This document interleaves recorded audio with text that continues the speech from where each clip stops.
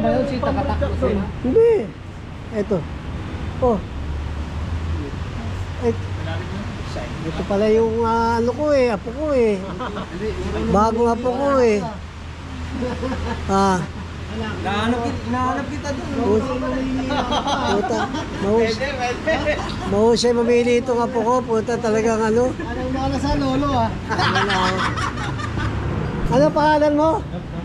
Alexa. Alexa. Para makita ka ng mga tita mo sa Amerika, ayan, no? Parang artista. Ito yung ano, girlfriend ni ano. Baliktad nyo eh. Hindi, ganyan talaga yun. Ako nagsasalta eh. Ayan, nakikita ko siya. Ayan. Pinaplong-gubat lang naman. Pinaplong-gubat. Pwede sa atin yun. Pwede naman na ako.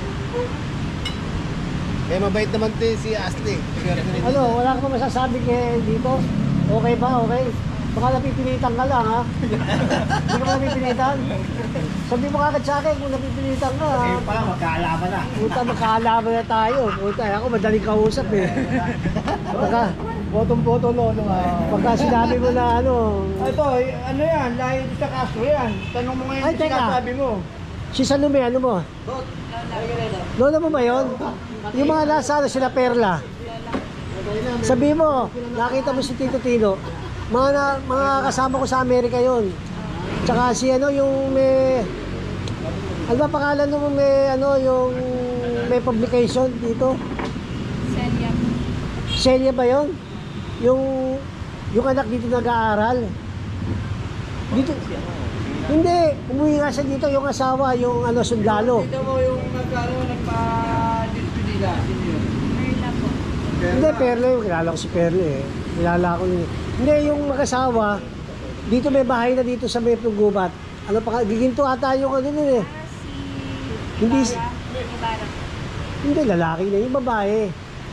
Baka si Lito, bitang. Swerte ah. Hindi, pinisang ko yun.